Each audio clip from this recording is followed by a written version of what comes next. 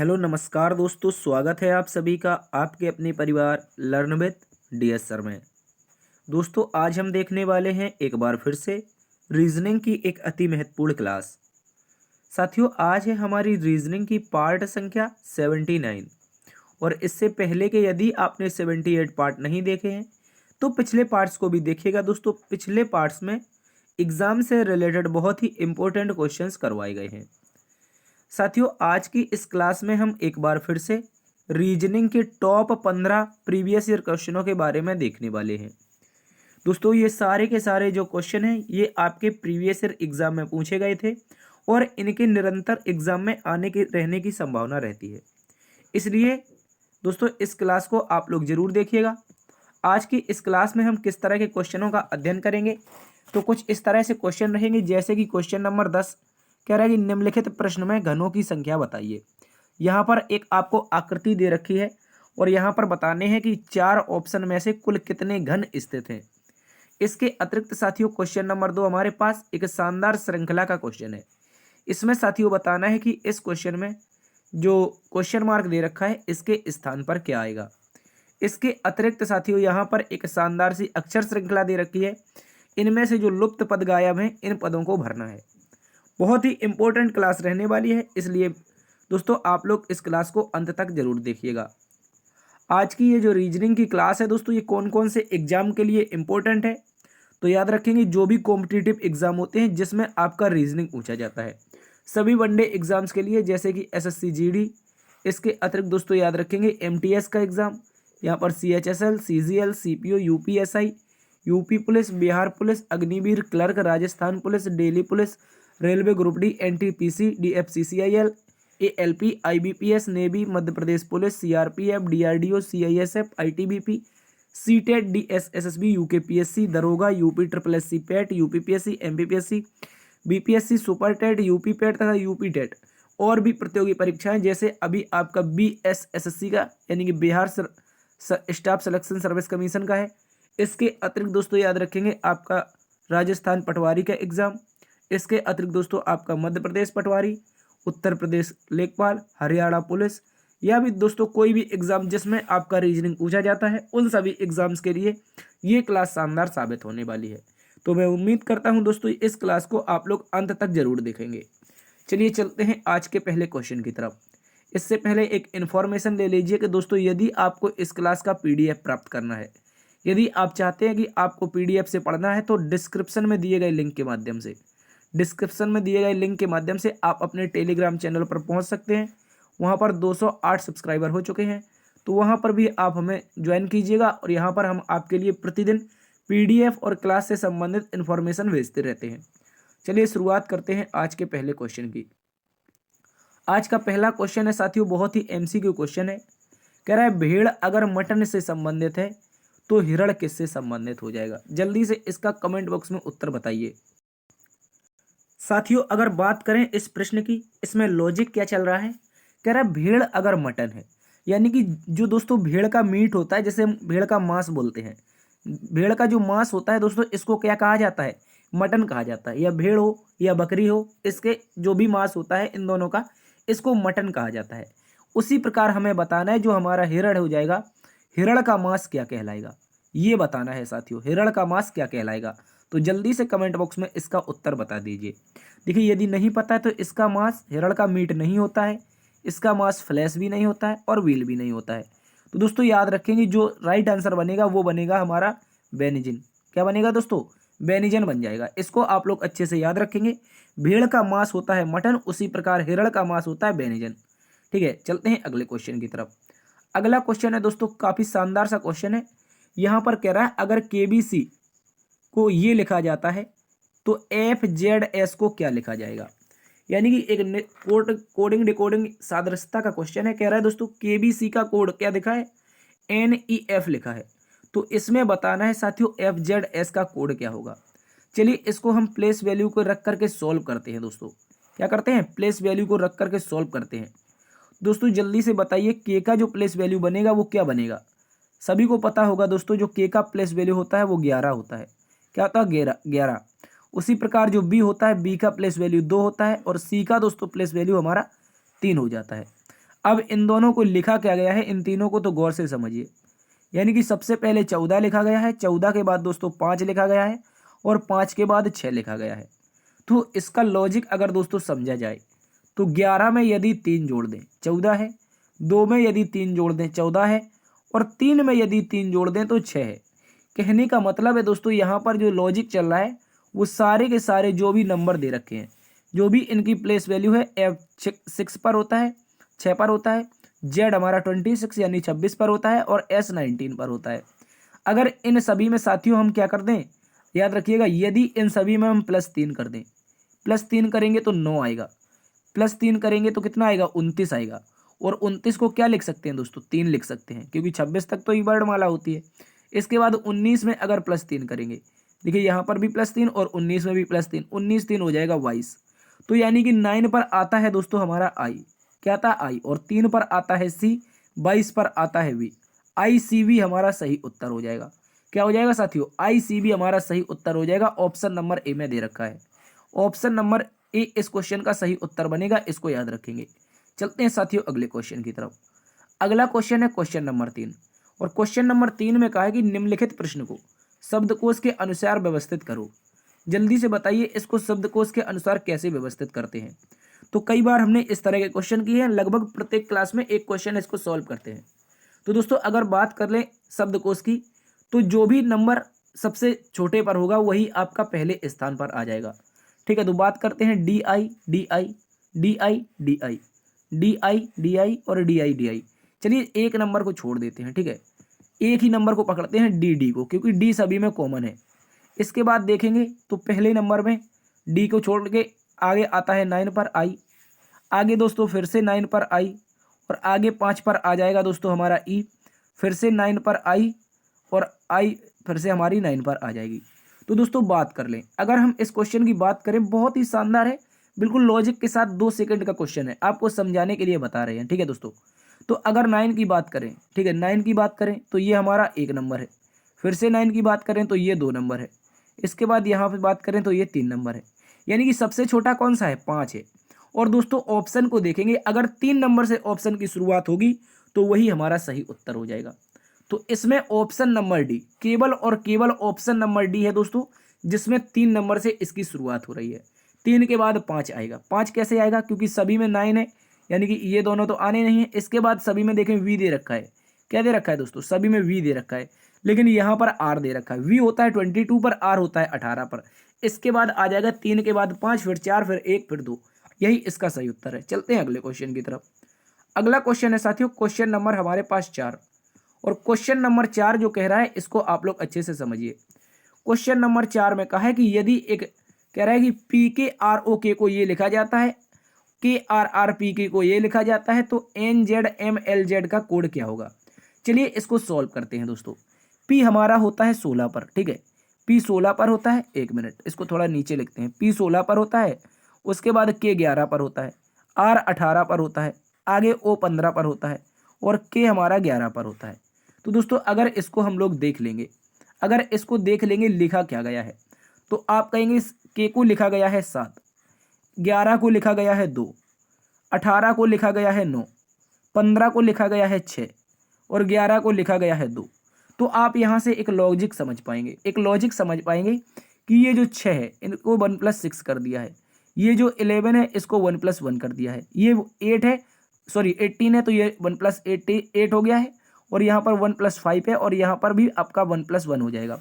यानी कि इनका जो क्रमांक था, इनका जो प्लेस वैल्यू था, इनको आपस में दोनों डिजिट को जोड़ दिया गया है। तो 6 1 7 1 1 2 8 1 9 और 5 1 6 1 1 2 इस तरह से लिखा गया है।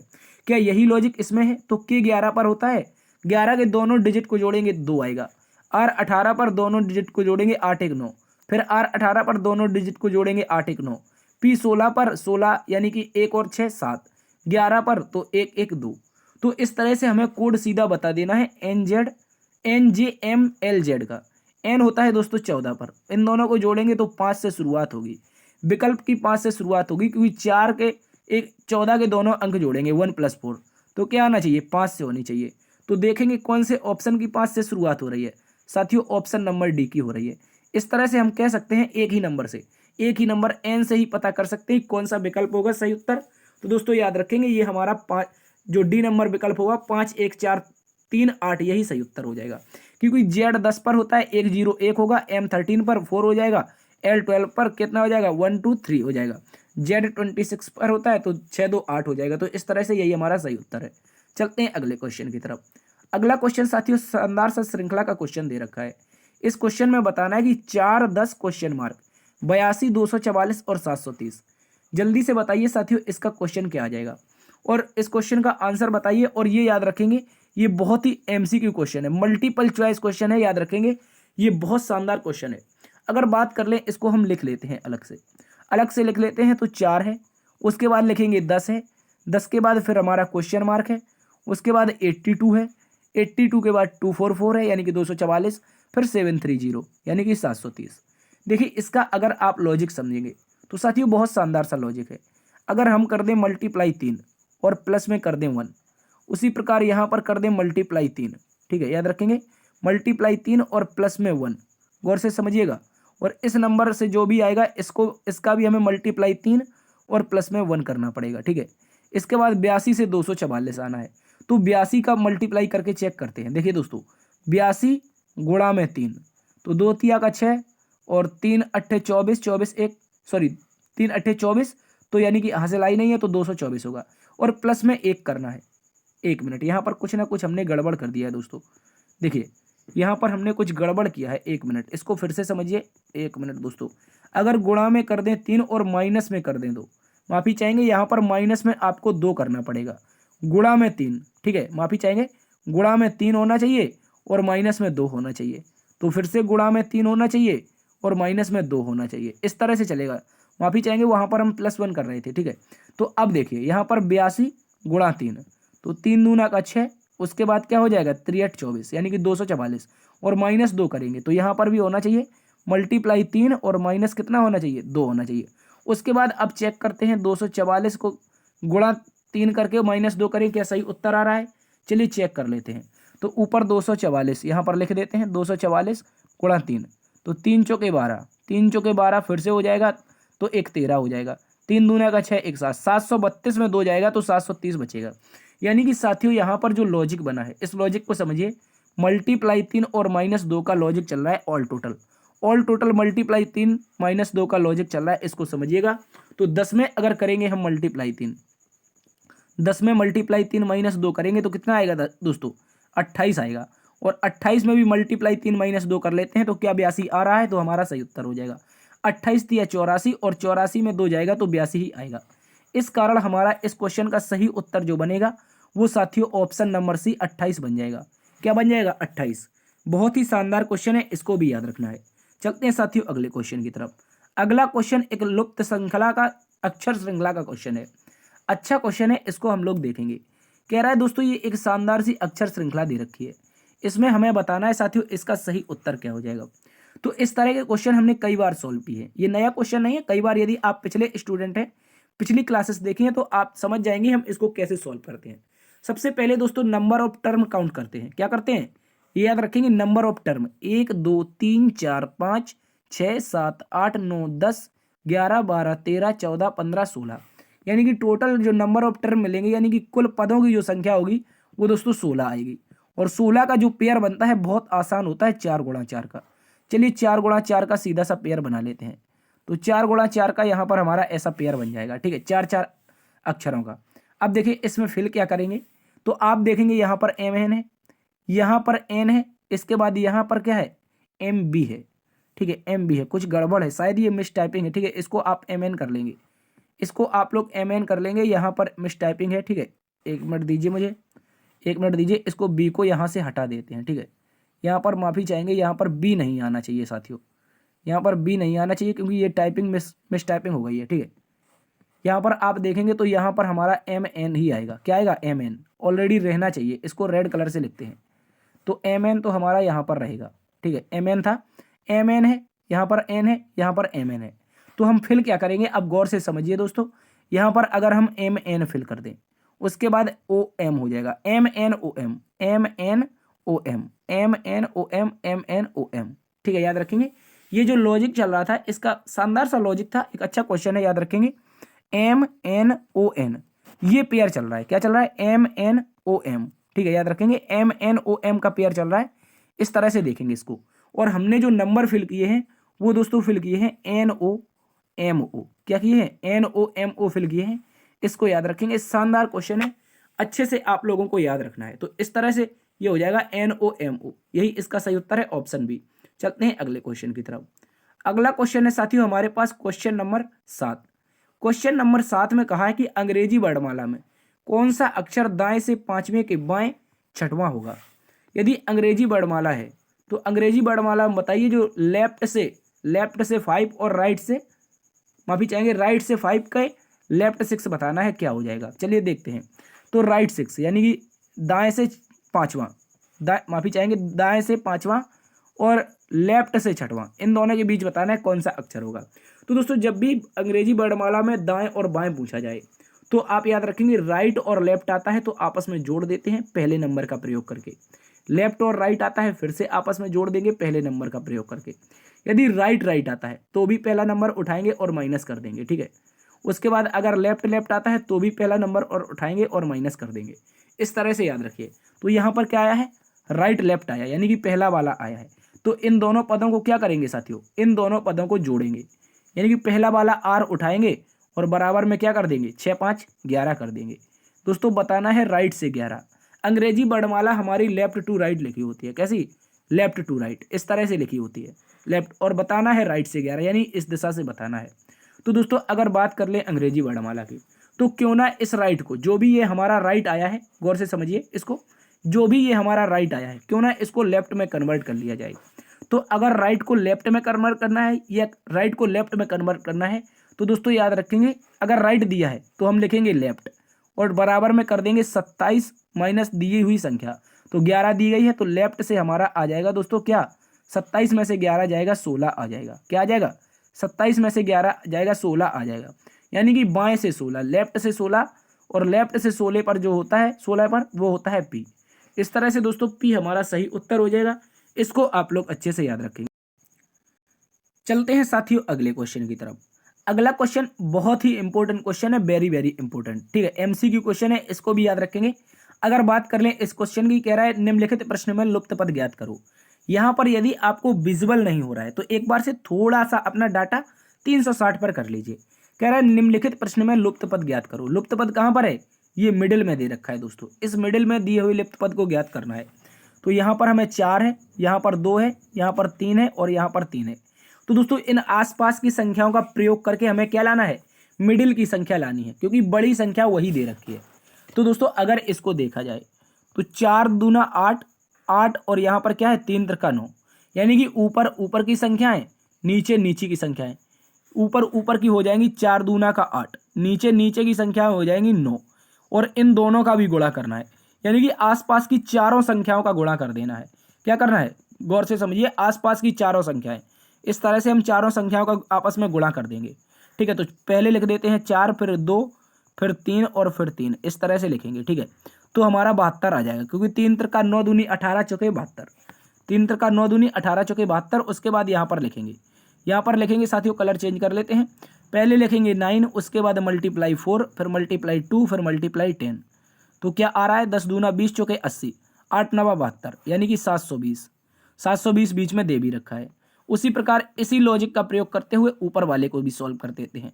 तो 6, उसके बाद गुणा में 20, फिर गुणा में 6 और प्लस में 1, तो सॉरी माफी चाहेंगे, ये भी गुणा में आएगा क्योंकि चारों संख्याएं गुणा में है। तो 20 छक्का 120, 120 छक्का कितना हो जाएगा, तो 12 छक्के 72, यानी कि 720 आएगा। क्या आएगा दोस्तों, 720, और 720 का गुणा 1 में करेंगे तो 720 एकम 720 हो जाएगा। तो इस तरह से ये जो क्वेश्चन मार्क दे रखा है दोस्तों, इसके स्थान पर क्या आएगा, याद रखेंगे 720 आ जाएगा। क्या आ जाएगा साथियों, 720 आ जाएगा। मोस्ट इंपोर्टेंट क्वेश्चन है, अच्छे से याद रखेंगे। चलते हैं अगले क्वेश्चन की तरफ। अगला क्वेश्चन है क्वेश्चन नंबर 9, कह रहा है निम्नलिखित प्रश्न में विषम विकल्प को ज्ञात कीजिए। यहाँ पर जल्दी से बताइए कौन सा जो विकल्प दे रखा है ये विषम है, इनमें से कौन सा विकल्प विषम है। तो दोस्तों बात कर लें, सीधा सा इसको सॉल्व कर लेते हैं। कह रहा है 24 और 36, यहाँ पर 44 और 56 है, यहाँ पर 39 और 45 है, और यहाँ पर 66 और 78 है, 66 और 78 है। तो इसको आप लोग अगर गौर से देखेंगे, इसको 2 लॉजिक के साथ सॉल्व करेंगे। कितने लॉजिक के साथ दोस्तों, 2 लॉजिक के साथ। इसको गौर से समझिए, यहाँ पर एक सम संख्या है, ये भी सम संख्या, ये भी सम संख्या, ये भी सम संख्या, यहाँ पर भी सम संख्या, यहाँ पर भी सम संख्या। तो लॉजिक नंबर एक ये रहा, और यहाँ पर दोनों की दोनों विषम संख्याएं, ये इस कारण ऑप्शन नंबर सी विषम है। अब दूसरा लॉजिक क्या है सर, उसमें कौन सा ऑप्शन सही होगा, चलिए उसको भी देख लेते हैं। अगर दोस्तों हम देखें, अगर हम गौर से अपनी नजरें फैला के देखें तो इन दोनों संख्याओं का अंतर लेंगे 12 आएगा, इन दोनों संख्याओं का अंतर लेंगे 12 आएगा, और इन दोनों संख्याओं का भी अंतर लेंगे तो भी 12 आएगा। लेकिन यहाँ पर जो अंतर आ रहा है वो केवल 6 का है, इस कारण ऑप्शन नंबर सी फिर से विषम है। तो लॉजिक आप कोई भी लगा लीजिए, रीजनिंग है, एक से ज़्यादा लॉजिक लग सकते हैं, लेकिन ऑप्शन नंबर सी ही हमारा विषम है। चलते हैं अगले क्वेश्चन की तरफ। अगला क्वेश्चन है साथियों क्वेश्चन नंबर 10। क्वेश्चन नंबर 10 में दोस्तों हमसे कहा है निम्नलिखित प्रश्न आकृति में घनों की संख्या बताइए। जल्दी से बताइए, ये जो आकृति दे रखी है इसमें कुल कितने घन है। तो इसको सॉल्व करने का एक शॉर्ट ट्रिक है। शॉर्ट ट्रिक क्या है, आपको क्या करना है, ये एक मान लीजिए बेस है, बेस के ऊपर यहाँ पर 2 खंड का मकान बना है, फिर 3 खंड का मकान बना है। ठीक है, गौर से समझिए, यहाँ पर 1 नंबर देंगे, यहाँ पर 2 नंबर देंगे, यहाँ पर 3 नंबर देंगे, यहाँ पर 1 नंबर देंगे, यहाँ पर भी 1 नंबर देंगे, और यहाँ पर 2 नंबर देंगे। अब जितने भी नंबर दिखाई दे रहे हो उन सभी को आपस में जोड़ देना है, यही इसका शॉर्ट ट्रिक है। कैसे, गौर से समझेंगे तो ये एक बिल्डिंग है, अब इसके नीचे एक बिल्डिंग होगी और ऊपर ये एक बिल्डिंग खड़ी हुई है, इसके बाद यहाँ पर दूसरी 2 बिल्डिंगें होंगी, उसके बाद ये ऊपर खड़ी हुई है। इसको गौर से समझिए, ठीक है। तो अगर आप समझेंगे तो आप कहेंगे सर एक एक यहाँ पर जुड़ेगा तो 3 आएगा, 2 यहाँ पर जुड़ेगा तो 4 आएगा, और यहाँ पर 3 जुड़ जाएगा तो कितना आ जाएगा। आप कहेंगे सर 3 3 6 4 10, कितना आएगा 10। और इस आकृति में जो टोटल घनों की संख्या है साथियों वो 10 है। ऑप्शन नंबर ए हमारा सही उत्तर हो जाएगा। बहुत शानदार क्वेश्चन है, सीधा नंबर दे दीजिए जितने पोर्शन पर रखा हो। पहला पोर्शन यहाँ पर तल में था तो सभी को 1 नंबर, उसके बाद यहाँ पर ऊपर रखा है 2 पोर्शन तो 2 नंबर देने हैं, और 1 रखा है तीसरे नंबर पर तो 3 नंबर देने। कैसी भी आकृति आ जाए सभी को नंबर दे के सॉल्व कर लेना है। इसका सही उत्तर तो 10 है। चलते हैं अगले क्वेश्चन की तरफ। अगला क्वेश्चन है साथियों क्वेश्चन नंबर 11। क्वेश्चन नंबर 11 में हमसे कहा है कि निम्नलिखित ये यदि गणितीय चिन्ह प्लस का अर्थ भाग, माइनस का अर्थ गुणा, गुणा का अर्थ माइनस और भाग का अर्थ प्लस है तब समीकरण का मान क्या है। चलिए सॉल्व करते हैं, सीधा समीकरण लिखते हैं। यहाँ पर लिख देंगे 11, 11 के बाद थोड़ी दूरी पर 7, फिर 21, उसके बाद दोस्तों हम लिखेंगे यहाँ पर क्या 2, और फिर से 2 लिखेंगे, फिर से 3 लिखेंगे, और उसके बाद 4 लिखेंगे, और क्वेश्चन के कहे अनुसार सारे के सारे सिंबल चेंज कर देंगे। गुणा का अर्थ है माइनस, क्या है दोस्तों, गुणा का अर्थ है माइनस। क्या पर है, पहला नंबर पर गुणा है और गुणा का अर्थ माइनस है, ठीक है, इसको याद रखेंगे। इसके बाद प्लस का अर्थ क्या है दोस्तों, भाग है। प्लस का अर्थ हमारा हो जाएगा भाग, क्या हो जाएगा साथियों, प्लस का अर्थ भाग हो जाएगा। इसके बाद आगे क्या दे रखा है, गुणा, गुणा का अर्थ क्या बताया अभी माइनस है। उसके बाद भाग है, भाग का अर्थ है प्लस, फिर से भाग है, फिर भी इसका अर्थ क्या हो जाएगा प्लस, यहाँ पर माइनस है तो माइनस का अर्थ है गुणा। चलिए बोर्ड मास का प्रयोग करके इसको सॉल्व करते हैं। तो आप कहेंगे सर सबसे पहले तो हमें 11 दे रखा है, उसके बाद -7/21 हो जाएगा, ठीक है। यहाँ पर भी माइनस है, यहाँ पर भी माइनस है तो क्या हो जाएगा दोस्तों 2 हो जाएगा, उसके बाद प्लस में 2 हो जाएगा, फिर यहाँ पर क्या करेंगे 1 मिनट, यहाँ पर फिर से करेंगे प्लस, और 4 तिया मल्टीप्लाई कर देंगे 12, ठीक है। इसके एक बार फिर से समझिए, +2 -2 आपस में कट जाएंगे, 7 से भाग देंगे 3 बचेगा, तो 11, उसके बाद क्या हो जाएगा, यहाँ पर गौर से समझिए 11 और 11/3 हो जाएगा, क्या हो जाएगा 11, 1 मिनट, 11 - 1/3 इस तरह से आएगा। उसके बाद यहाँ पर आ जाएगा प्लस में 12, इस तरह से आएगा। तो इसके बाद अगर सोल्व करें तो 11 3 33, 12 3 36, ठीक है, 11 3 33 और 12 3 36, तो 33 यहाँ पर हो जाएगा, माइनस में यहाँ पर 1 हो जाएगा, और प्लस में 36 यहाँ पर हो जाएगा। उसके बाद बचेगा 3, ठीक है, बचेगा 3, तो 36 3 69, और यहाँ पर हो जाएगा हमारा 68, ठीक है। 1 माइनस चला जाएगा तो कितना बचेगा 68, तो 68/3 यही इसका सही उत्तर है। 68/3 ऑप्शन नंबर ए में दे रखा है। ऑप्शन नंबर ए दोस्तों सही उत्तर है। इसको एक बार फिर से समझ लीजिएगा तो आपको ये समझ में आ जाएगा। हम चलते हैं अगले क्वेश्चन की ओर। अगला क्वेश्चन है क्वेश्चन नंबर 12, इसको भी समझिए। क्वेश्चन नंबर 12 में कहा एक व्यक्ति उत्तर पूर्व की ओर 100 मीटर चलने के बाद अपने बाईं ओर मुड़ता है, 70 मीटर चलता है, फिर बाईं ओर मुड़ता है, 70 मीटर चलने के बाद पुनः बाईं मुड़ता है, और अंत में 50 मीटर चलता है, बाईं ओर मुड़कर 60 मीटर चलता है। बताइए कि व्यक्ति का मुंह कौन सी दिशा में। देखिए अगर आप इस क्वेश्चन को गौर से समझेंगे देखेंगे तो आप कहेंगे सर बहुत बड़ा क्वेश्चन है, इसको स्किप कर देते हैं। लेकिन ये क्वेश्चन मुश्किल से 10 सेकंड का क्वेश्चन है, मुश्किल से 10 सेकंड का है दोस्तों। कैसे है? क्योंकि यहाँ पर आपको बहुत बड़े बड़े नंबर तो दे रखे हैं 100-200 मीटर के, लेकिन आई आखिरी में क्या पूछा है, अंत में क्या पूछा है आपसे, आई आखिरी में यानी कि अंत में पूछा है केवल मुँह किस दिशा में, यानी कि दिशा बतानी है। पहले उत्तर पूर्वी ओर मुख था, अब बताइए किस दिशा में। ठीक है, तो दोस्तों हम काउंट करते हैं। कैसे काउंट करेंगे इसको गौर से समझिएगा।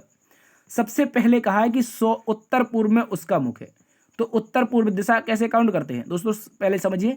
इस तरह से हमारी दिशाएं होती हैं, इस तरह से हमारी दिशाएं होती हैं, ईस्ट, यहाँ पर वेस्ट, यहाँ पर साउथ और यहाँ पर नॉर्थ। हिंदी में समझिए पूर्व, पश्चिम, दक्षिण और उत्तर। और उत्तर पूर्व के बीच की दिशा कौन सी हो जाएगी, उत्तर पूर्व, यानी कि उस व्यक्ति का मुख किस दिशा में। अब गौर से फिर से समझिए, उस व्यक्ति का मुख किस दिशा में, इस दिशा में है। ठीक है, यहाँ से शुरुआत मान लीजिए खड़ा है यहाँ पर, इसका मुख इस दिशा में है। ठीक है, अब कह रहा है 100 मीटर चलने के बाद बाएं मुड़ा, तो लिख लेते हैं पहली बार बाएं मुड़ा। ठीक है, पहली बार बाएं मुड़ा, 70 मीटर चला, फिर बाएं मुड़ा, फिर बाएं मुड़ा, तो फिर से बाएं मुड़ा लिख देते हैं। क्या लिख लेते हैं, बाएं मुड़ा। डिस्टेंस से कोई मतलब नहीं है। फिर 70 मीटर चलने के बाद पुनः बाईं ओर मुड़ता है, फिर से लिख लेते हैं दोस्तों बाएं मुड़ा। ठीक है, इसके बाद अंत में 50 मीटर चलने के बाद बाईं मुड़ता है।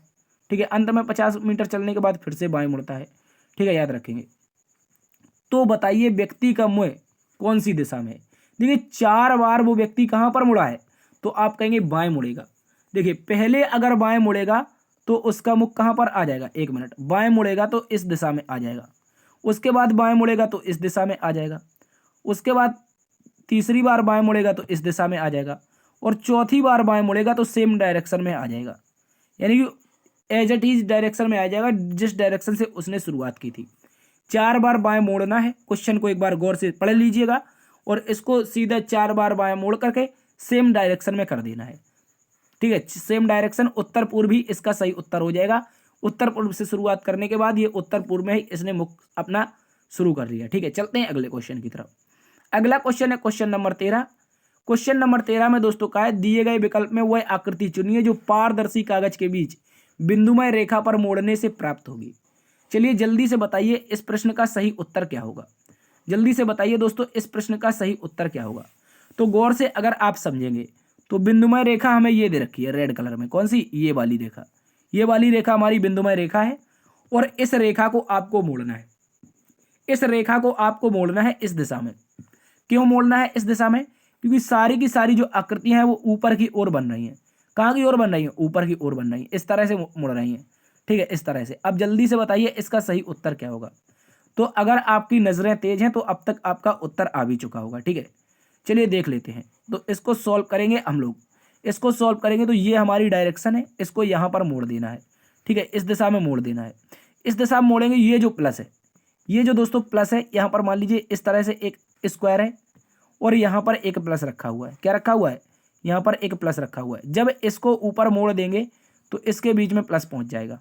उसके बाद ये वाला प्लस है, ये वाला तो इसमें पहुँच जाएगा और ये वाला इसमें पहुँच जाएगा। बचा हमारा सर्कल, सर्कल इस प्लस के ऊपर रख जाएगा। तो गौर से समझिए आकृति कैसी बनेगी।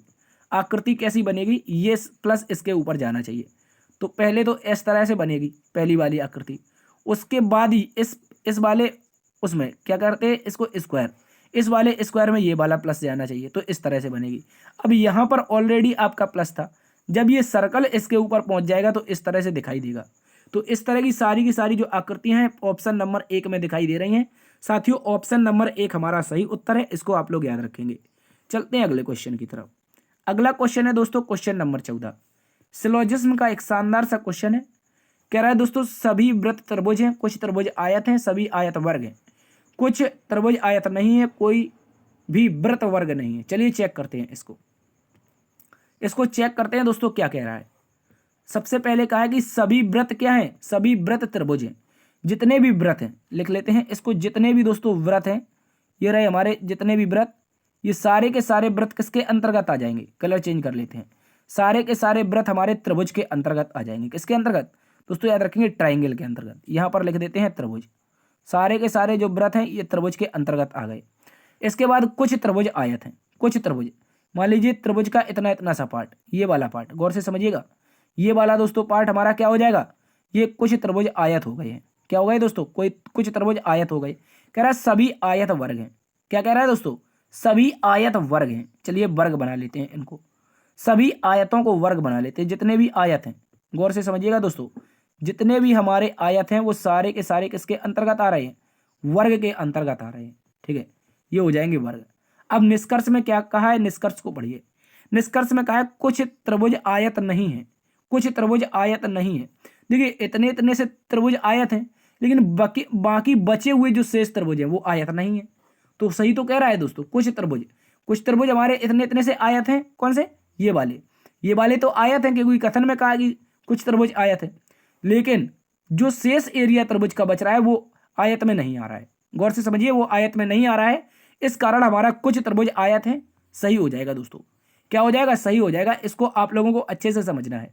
ठीक है, इसके बाद दूसरा निष्कर्ष है कोई भी वर्ग वृत्त नहीं है। कोई भी वर्ग वृत्त नहीं है।